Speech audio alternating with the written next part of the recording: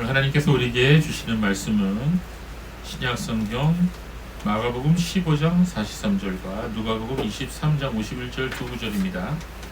마가복음 15장 43절 말씀 함께 읽겠습니다. 시작. 아리마대 사람 요셉이 와서 당돌이 빌라도에게 들어가 예수의 시체를 달라 하니 이 사람은 존경받는 공회원이요 하나님의 나라를 기다리는 자라. 아멘. 자, 이어서 누가복음 23장 51절 말씀을 같이 읽겠습니다. 누가복음 23장 51절 말씀입니다. 같이 가로에 있는 말씀부터 같이 읽겠습니다. 그들의 결의와 행사에 찬성하지 아니한 자라. 그는 유대인의 동네 아리마대 사람이요 하나님의 나라를 기다리는 자라. 아멘. 네. 신약성경 4복음서에는 예수님의 공생에 대해서 많은 것들이 기록되어 있습니다. 예수님께서 어떤 일을 하셨는지, 또 어떤 기적과 이적을 행하셨는지, 그리고 어떤 말씀을 하셨는지 사복음서에는 자세히 우리에게 보여주고 있습니다. 그러나 사복음서를 예수님의 전기라고 말할 수는 없습니다. 왜냐하면 전기는 그 사람의 모든 생애를 자세히 기록하여 놓기 때문입니다. 그런 의미에서 마태, 마가, 누가, 요한 사복음서는 예수님의 전기라고 말하기는 힘듭니다. 물론 사복음서에는 예수님의 탄생과 생애와 죽음에 대한 기록이 기록되어 있습니다. 그렇지만 예수님의 생애 전체를 다루고 있지는 않습니다. 요한 사도는 이에 대해서 이렇게 증언합니다. 여러분 말씀 간지 있죠? 요한복음 21장 25절 말씀을 같이 읽어보겠습니다. 예수께서 행하신 일이 이외에도 많으니 만일 낱낱이 기록된다면 이 세상이라도 이 기록된 책을 두기에 부족할 줄 아노라. 이 말씀이 증언하고 있는 것처럼 복음서에 있는 것이 다가 아니라는 거죠. 예수님이 행하시고 말씀하시고 그렇게 가르치신 것은 훨씬 더 복음서에 기록된 것보다 많이 있다는 그런 내용입니다. 그렇다면 사복음서 기자들이 복음서를 기록한 목적은 무엇일까요? 이 또한 요한복음에 나와 있습니다. 요한복음 20장 30절에 31절 말씀을 같이 읽어보겠습니다. 예수께서 제자들 앞에서 이 책에 기록되지 아니한 다른 표적도 많이 행하셨습니다.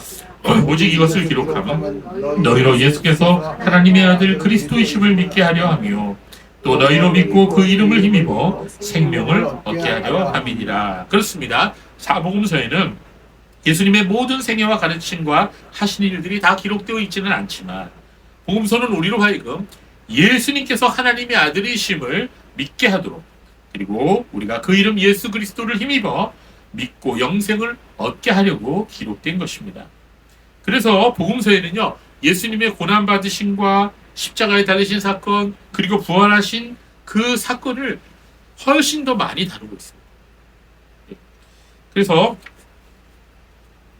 우리가 이 복음서를 읽으면서 예수님께서 우리를 위해서 어떤 고난을 받으셨고 또 어떻게 죽으셨고 또 3일 만에 부활하셨다는 이 놀라운 복음을 우리가 알게 되는 것이죠. 우리가 구원을 받으려면 예수님께서 하나님의 아들이심을 믿어야 됩니다. 이게 제일 중요한 믿음. 예수님이 하나님의 아들이시다. 또한 두 번째,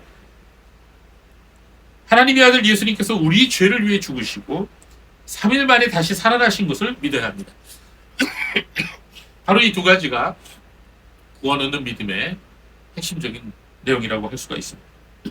로마서 10장 9절에서 10절은 이를 정확하게 말씀해 주고 있어요. 내가 만일 내 입으로 예수를 주로 시인하며 또 하나님께서 그를 죽은 자 가운데서 살리신 것을 내 마음에 믿으면 구원을 받으리라. 사람이 마음으로 믿어 의에 이르고 입으로 시인해서 구원에 이르느니라. 성도 여러분, 우리가 방금 읽은 로마서 10장 9절과 10절 말씀에 구원을 받으리라는 말씀이 나오죠. 그리고 구원에 이르느니라 라는 말씀이 또 나옵니다. 자, 이 말씀의 의미가 무엇일까요? 즉 구원은 무엇이고 구원받는다는 말은 무슨 뜻일까요? 자, 헬라어로 구원은 소테리아예요. 소테리아. 자, 그리고 구원받는다 또는 구원하다라는 말은 소조입니다. 소조.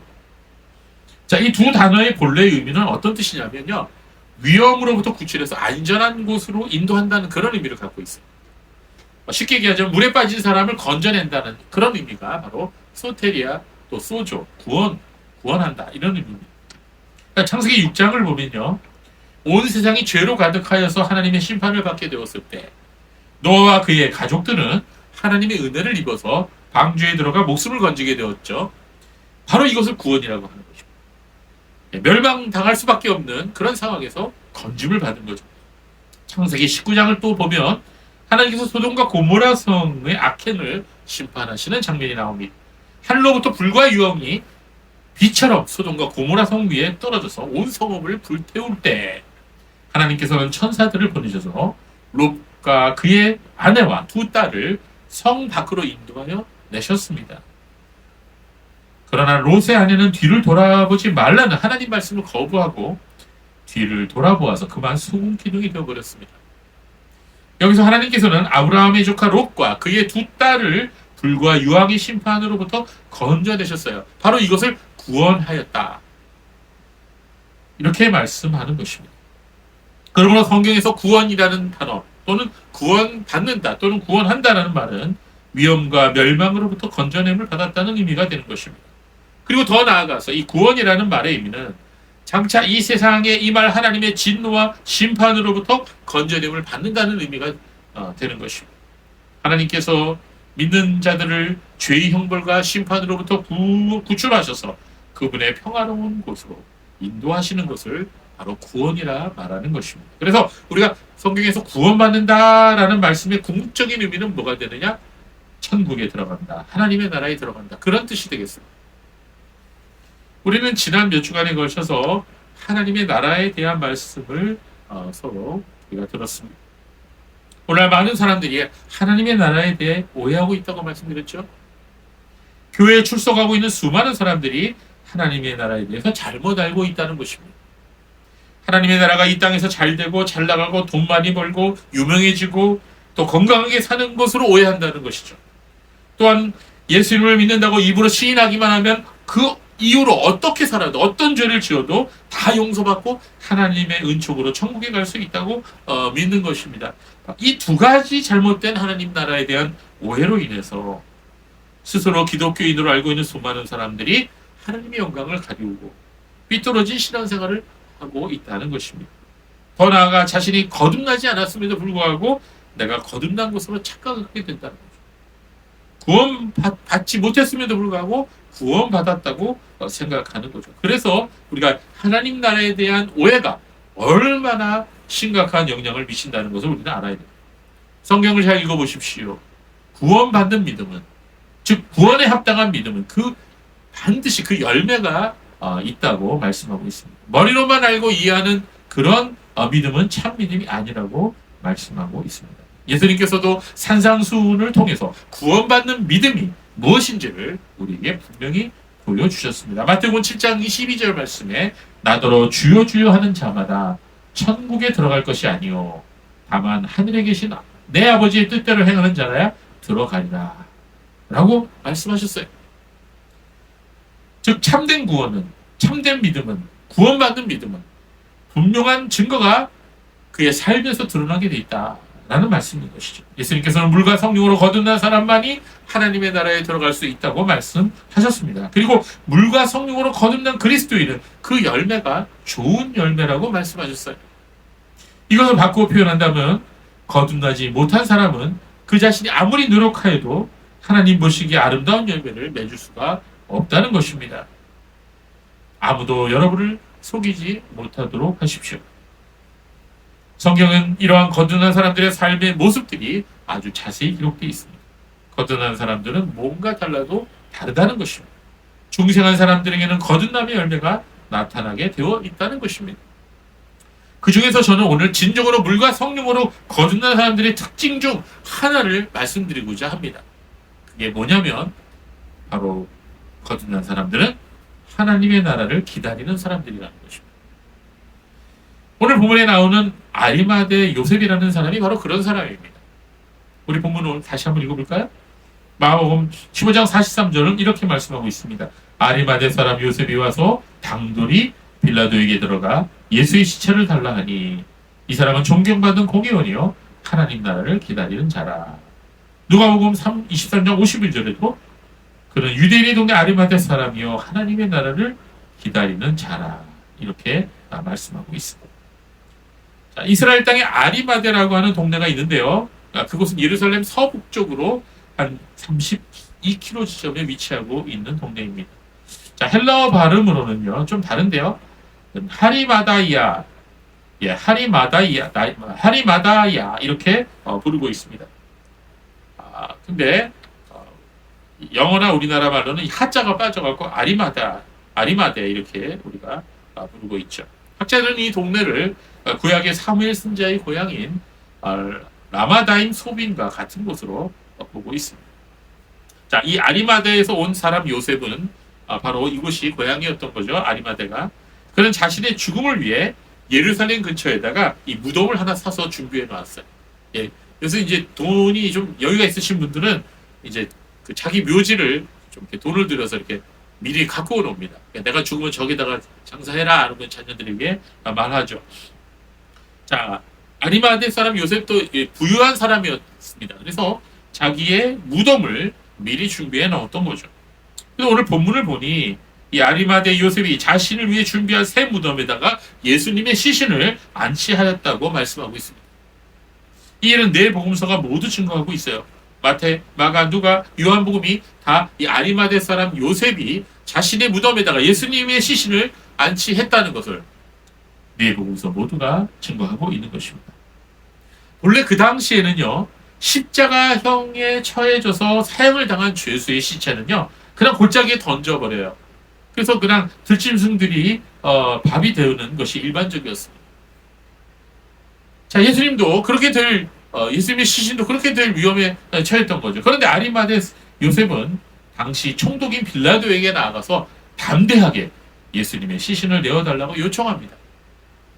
하나님의 놀라운 섭리 가운데 빌라도는 아리마대 요셉의 요청을 들어줍니다.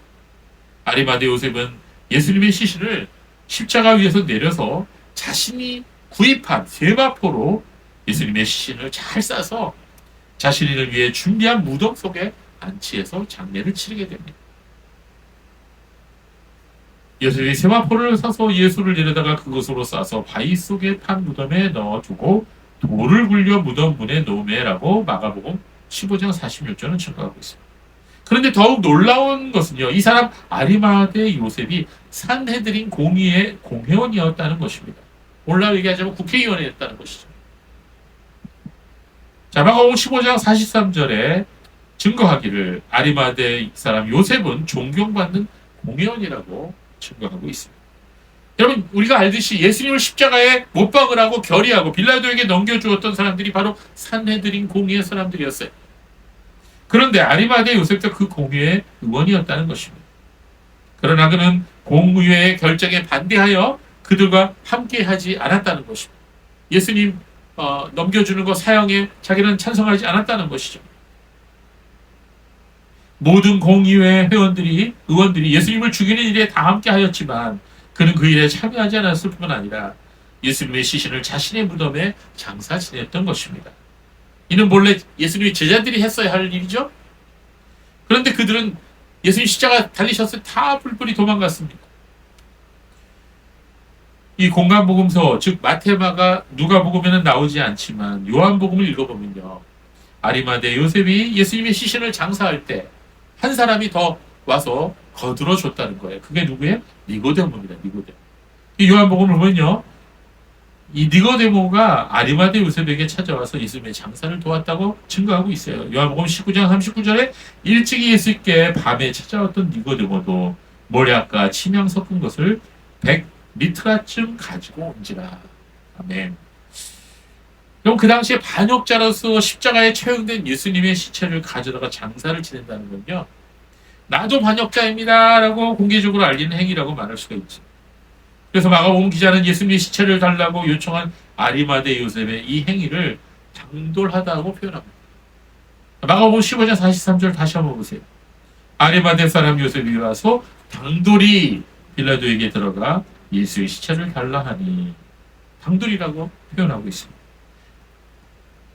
마가는 15장 43절에서 아리마대 요셉의 이 행동을 당돌이라고 하는 말로 표현하였는데 헬라어 원어로는요, 이 당돌이라는 말이 톨마오라는 단어를 썼어요.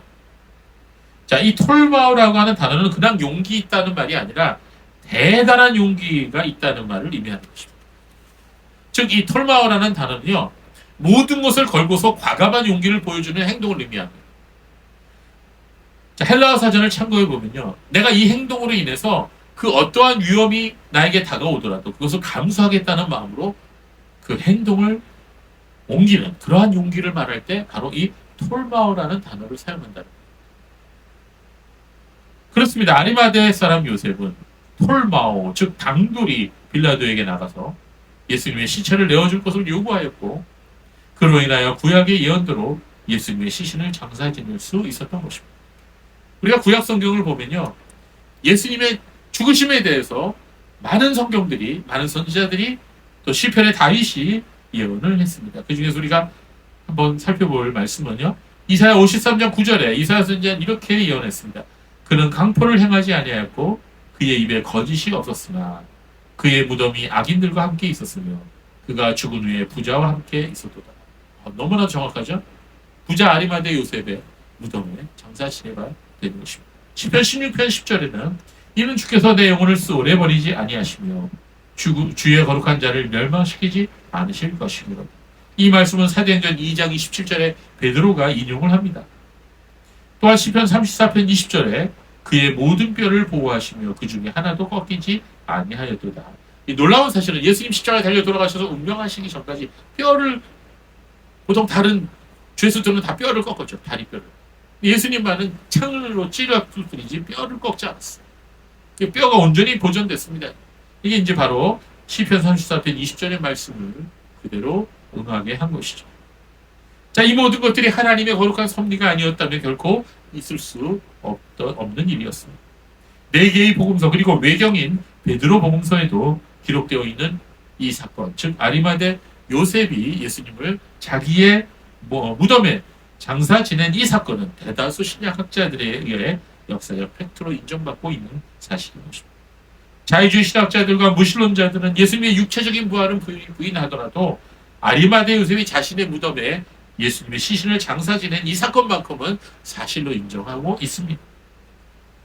이렇게 아리마대 요셉이 산헤드린 공의의 의원이었음에도 불구하고 위험을 무릅쓰고 예수님의 시신을 달라고 빌라도에게 구하고 자신의 무덤에 장사 지낼 수 있었던 것은 바로 그가 하나님의 나라를 기다리는 사람이었기 때문인 것입니다. 그렇습니다. 여러분, 하나님의 나라를 기다리는 사람은요, 하나님의 말씀을 실제로 행동으로 옮기는 사람입니다. 오늘 본문의 아리마대 요셉이 그러한 사람입니다. 니고데모도 그러한 사람입니다. 하나님의 나라를 기다리는 사람은요, 믿음을 행동으로 옮기는 사람입니다. 말씀을 듣고 복종하고 굴복하는 사람이 진짜로 하나님의 나라를 기다리는 사람입니다. 말로만 나는 하나님을 믿습니다 라고 말하지 않고 그 믿음을 행동으로 옮기는 사람이라는 것입니다. 오늘날 많은 사람들이 교회에 나와서 하나님 말씀을 듣습니다. 성경을 읽기도 하고 기도를 하기도 합니다. 그러나 정작 삶 속에서는 하나님 말씀에 순종하지 않습니다. 삶 속에서 행동으로 실천하지 않는다는 것입니다. 그런데 이게 오래 반복되면 습관이 되어버립니다. 그래서 예레미야 선지자는 이러한 사람들의 모습을 이렇게 표현했습니다. 예레미야 22장 21절에 내가 평안할 때 내가 네게 말하였으나 내 말이 나는 듣지 아니하리라 하였나니 내가 어려서부터 내 목소리를 청종하지 아니함이 내 습관이라. 네, 이 좋은 습관이 아니죠. 하나님 말씀을 듣기만 하고 행동으로 옮기지 않는 거죠. 실천하지 않는 거죠. 행함이 없는 믿음. 이건 안 좋은 습관입니다. 그저 설교를 들을 때, 말씀 읽을 때, 찬송 부를 때 기쁨으로 받아들입니다.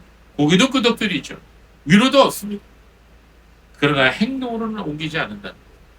그래서 머리는 커지는데 손발은 오그라드는 사람처럼 가분수의 모습이 되어버리는 것입니다. 기형적이 되어버린다는 것이죠. 오늘날 교회 다니는 사람들의 모습을 스케치하라고 한다면 바로 그러한 모습인 것입니다. 머리는 엄청 크고 손발은 오그라든 아주 기형적인 모습이라는 것입니다. 우리는 이렇게 머리만 크고 손발은 쪼그라든 기형적인 그리스도인이 되어서는 아니 되겠습니다. 머리는 알고 있는 것은 많은데 행동으로는 실천하지 못하는 그런 사람인 것입니다. 다른 사람의 모습을 평가하고 비판하기는 잘합니다만 자기 자신은 하나님 말씀에 순종하는 삶을 살지 못하는 것입니다. 이런 사람들이 교회 안에 많이 있으면 어떻게 될까요? 그런 교회는 힘을 이루는 교회가 되어버립니다. 살았다고 하거나 살았다고는 말하지만 실은 죽은 교회였던 요한계시록의 4대 교회와 같은 교회가 되어버리는 것입니다.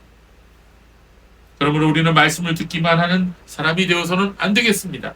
삶 속에서, 삶의 현장에서 실천할 수 있는 그리스도인이 되어야 하겠습니다. 야고보 사도는 이렇게 말합니다. 1장 22절에 너희는 말씀을 행하는 자가 되고 듣기만 하여 자신을 속이는 자가 되지 마라. 그렇습니다. 하나님의 나라를 기다리는 사람은 하나님의 말씀을 듣고 그 말씀을 담대하게 행동으로 옮기는 사람입니다. 그래서 오늘 우리도 그런 사람이 되기를 바랍니다. 그런 사람이 되기를 소망합니다. 두 번째, 하나님의 나라를 기다리는 사람은 어떤 사람일까요? 하나님의 나라를 기다리는 사람은 이 세상에 소망을 두지 않고 하나님의 나라에 소망을 두는 사람입니다. 그는 이미 천국의 가치를 깨달은 사람입니다. 하나님 나라의 가치가 이 세상 그 어떠한 것보다 더 아름답고 더 귀하고 더 복된 것임을 알고 있는 사람입니다.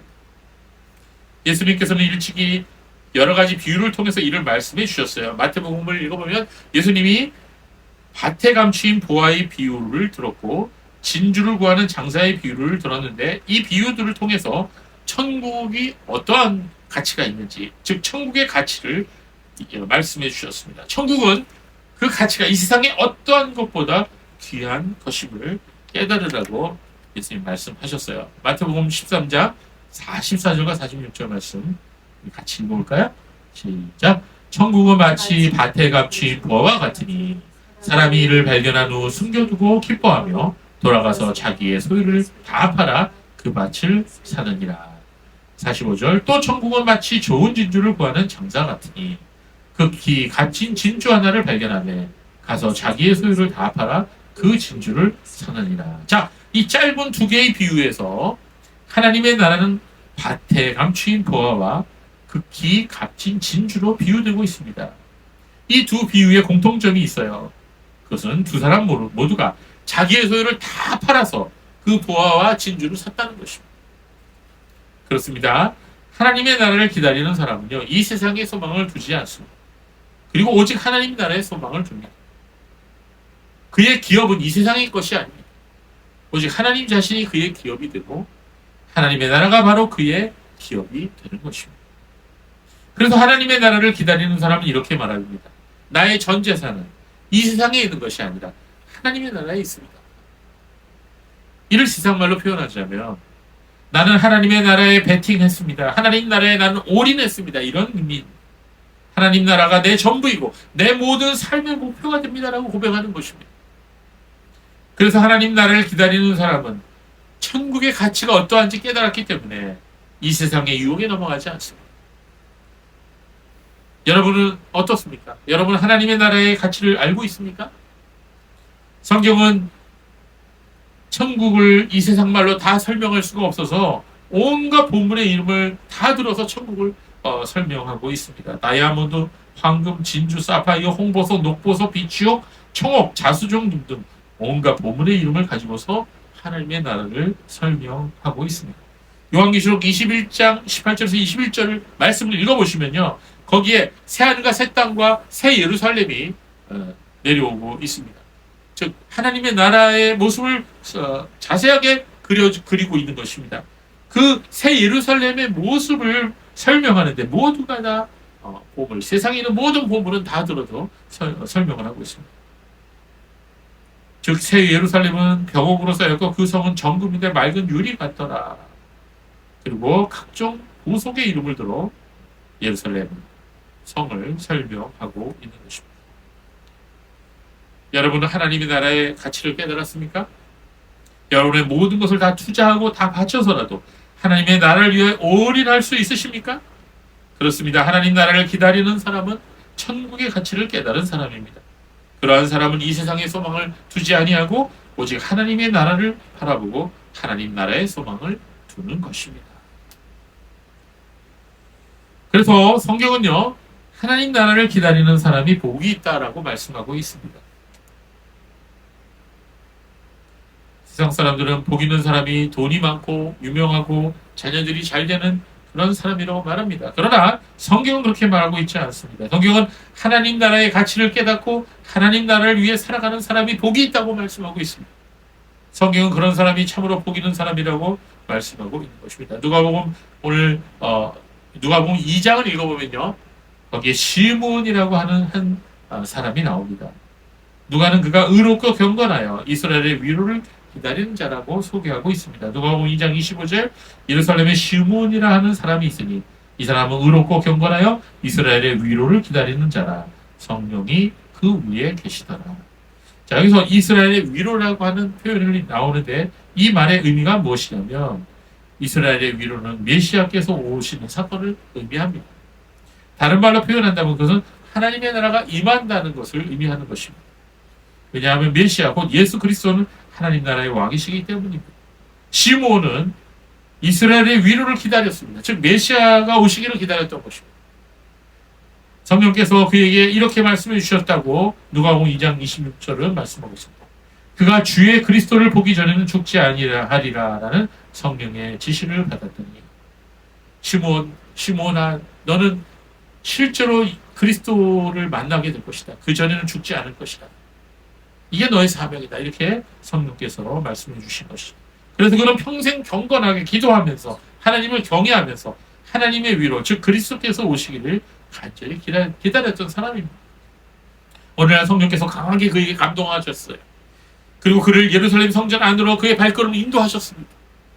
마침 그때 예수님의 부모가 율법의 관례대로 아기 예수님을 데리고 왔던 것입니다.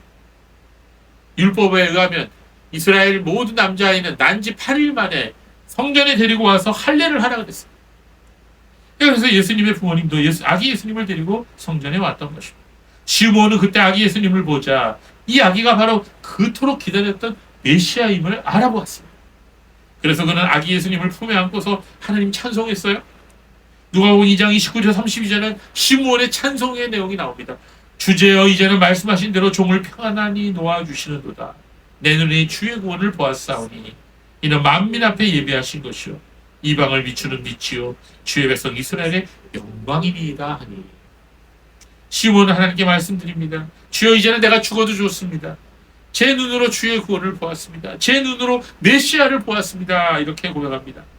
시므온이야말로 하나님 나라를 기다렸던 참된 성도였던 것입니다. 그래서 하나님께서는 그에게 실제로 사람이 되신 하나님 예수 그리스도를 품에 안아보는 영광을 허락하셨던 것입니다. 하나님을 사랑하는 자, 곧 그의 뜻대로 부르심을 입은 사람들은 이 세상에 사는 동안 하나님 나라를 간절히 기다리면서 살아가는 것입니다. 그리고 주님의 나라가 임하시게 되면 시므온처럼 주님의 품 안에 안기게 될 것입니다. 시므온이 아기 예수님을 품에 꼭 안아보았던 것처럼 하나님 나라를 기다리던 사람들은 예수님을 안아볼 수 있는 영광을 얻게 될 것입니다. 하나님 나라를 기다리는 자는 그 마음에 소망이 있고 평강이 있는 것입니다. 이 세상 일들이 잘 되면 감사드리고 주의 일을 위해서 사용합니다. 이 세상 일들이 잘 안 되더라도 그로 인해 넘어지거나 좌절하지 않습니다. 크게 마음을 두지 않기 때문인 것입니다. 언제라도 주님께서 오시면 지혜로운 다섯 처녀처럼 기쁜 마음으로 신랑 되신 예수님을 맞으러 나아갈 것입니다. 그래서 하나님 나라를 기다리며 살아가는 성도들은 항상 이런 기도를 드립니다. 주 예수여 어서 오시옵소서. 주 예수여 어서 오시옵소서. 여러분 이 기도를 여러분 드리고 있나요? 하나님 나라를 기다리는 사람은 이 기도를 항상 드리고 살아갑니다. 요사이 사람들을 보면요, 자신만의 우상을 마음속에 품고서 살아갑니다.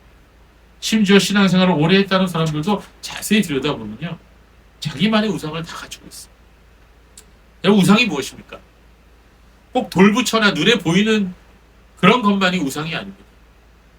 이 세상 모든 존재가 우상이 될 수 있습니다. 그 존재가 사람이든지 아니면 동물이든지 아니면 물건이든지 나로 하여금 하나님께로 나가지 못하게 만든다면, 나로 하여금 하나님의 뜻대로 행할 수 없도록 만든다면 그것은 분명 우상이 될 수가 있는 것입니다. 더 나아가 하나님보다 더 사랑하는 것이 있다면 그것은 우상이 되는 것입니다. 여러분, 자녀가 우상이 될 수가 있나요? 자녀도 우상이 될 수가 있습니다. 자녀를 사랑하지 않는 부모는 없을 것입니다. 그러나 진정으로 자녀를 사랑하는 법은 자녀를 하나님보다 더 사랑하지 않는 것입니다. 하나님의 말씀보다 앞세우지 않는 것입니다. 구약에 엘리 제사장이라는 사람이 있었습니다. 이 엘리 제사장은요, 자신의 두 아들을 바로 가르치지 못해서 결국은 전 집안이 하나님의 심판을 받게 됩니다. 우리는 자녀들에게 하나님의 법을 부지런히 가르치고 때로는 징계를 해서라도 다른 길로 가도록 하는 것이 진정한 자녀 사랑의 길이라고 성경은 말씀하고 있습니다. 오늘 많은 사람들이 그 마음속에 우상을 품고 살아가고 있습니다. 심지어 교회를 다니는 사람들도 세상 사람들과 차이가 없는 것입니다. 너무나 돈을 좋아하고 사랑합니다. 쾌락사랑하기를 하나님보다 더 사랑합니다. 이기심과 자기자랑 그리고 교만으로 가득 차 있습니다. 오늘 교회 다니는 사람들 가운데 하나님의 나라를 참으로 기다리는 사람들이 얼마나 될까요? 거의 다 세상 사람들처럼 돈을 사랑하고 출세하기를 바라고 세상의 쾌락과 즐거움을 따라가고 있는 것입니다. 한 교단의 총회장으로부터 시작해서 성가대원으로 봉사하는 김집사까지 하나님의 계명을 어기고 있습니다. 음행을 저지르고 그 죄를 부끄러워하지 않고 있습니다. 하나님의 일을 한다는 사람들이 왜 그렇게 수백억 원씩, 수천억 원씩 돈을 쌓아놓고 있는 것입니까? 그런 일은 어리석은 부자들이나 하는 행동이 아닙니다. 그런데 오늘날 정말 적지 않은 목회자들이, 적지 않은 그리스도인이라고 하는 소위 그런 사람들이 자신만을 위해서 엄청난 돈을 쌓아놓고 있습니다. 주님께서는 오늘도 똑같이 말씀하실 것입니다. 누가복음 12장 20절에 이렇게 말씀하셨죠.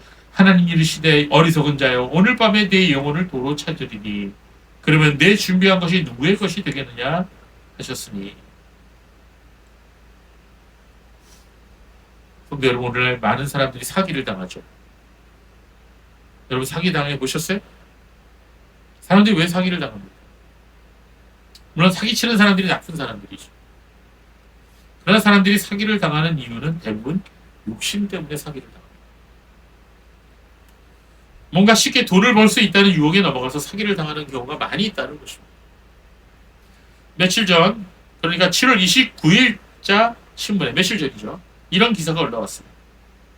서울 강남의 대형교회 집사 신아무개가, 신집사인가봐요, 형이. 이 신집사님이 2016년 1월부터 2021년 7월 사이에 교인 53명에게 돈을 빌려주면 정치자금이나 기업 비자금 세탁에 사용해서 큰 수익을 얻은 다음에 1개월 내에 수천 %에 달하는 높은 이자를 지급하겠다라고 속여서 자그마치 535억 원의 돈을 가로챘다는 것입니다. 결국 그 신집사라는 사람이 재판에 넘겨져서 징역 15년을 선고받고 지금 복역 중입니다. 그 사람은 투자를 망설이는 교인들에게 이렇게 얘기했다는 거예요. 하나님이 고수익을 보장하셨다. 기도의 힘을 믿어달라. 이렇게 설득했다는 거예요. 여러분, 어떻게 이 신앙의 이름으로 이렇게 사기를 칠 수가 있죠? 이 사건에서 이 신집사라는 사람이 사기는 쳤지만 그 사기에 걸려든 사람들 대부분이 탐욕이 앞서 있었던 것입니다. 애초에 정치자금이나 기업 비자금 세탁으로 큰 수익을 얻어내겠다라는 말 자체가 잘못된 것이죠.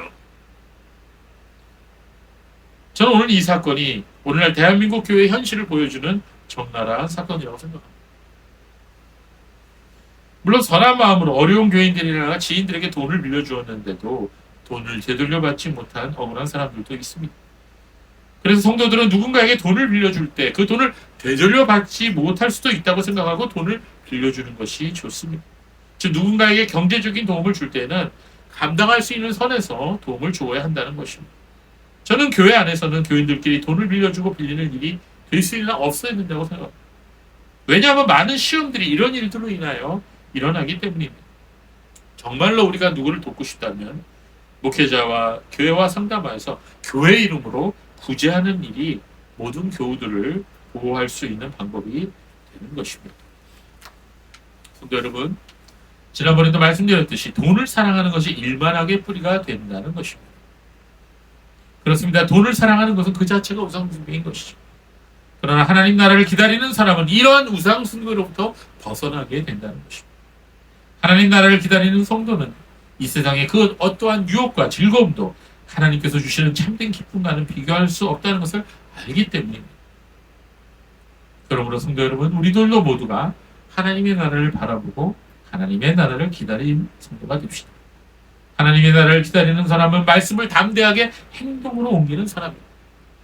하나님 나라를 기다리는 사람은 이 세상에 소망을 두지 않고 하늘나라에 소망을 둡니다. 하나님 나라를 기다리는 사람은 복이 있습니다. 장차 예수님을 만나게 될 것입니다. 그 품에 안기게 될 것입니다. 하나님의 나라를 기다리는 사람은 이 세상의 유혹으로부터 벗어나게 되는 것입니다. 시중에 있는 대형 서점에 가보면요, 처세술에 관한 책들이 정말 많이 나와 있습니다. 이제는 한술 더 떠서 크리스찬 처세술이라는 책까지 나왔어요. 저마다 이렇게 하면 돈을 벌 수 있다, 저렇게 하면 출세할 수 있다, 비법을 말해주고 있습니다. 그러나 진정한 행복과 복은 세상의 지혜에서 나오는 것이 아닙니다.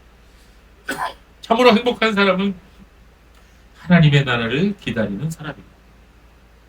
하나님의 나라를 기다리면서 하나님의 영광을 위해 살아가는 사람이 진정한 승리자입니다. 하늘나라에 가면 멸류관을 얻어쓰게 될 사람인 것입니다. 지금 올림픽이 이루어지고 있죠? 올림픽에서 멸류관을 쓰고 그리고 금 메달을 목에 거는 사람들, 얼마나 많은 피나는 노력을 했을까요?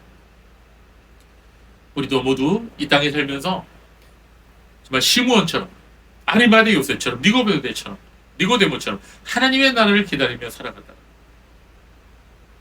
그 주님의 그 다시 오시는 날, 주께로부터 칭찬과 상급이 있는 복된 성도가 되시길 바랍니다. 기도하겠습니다.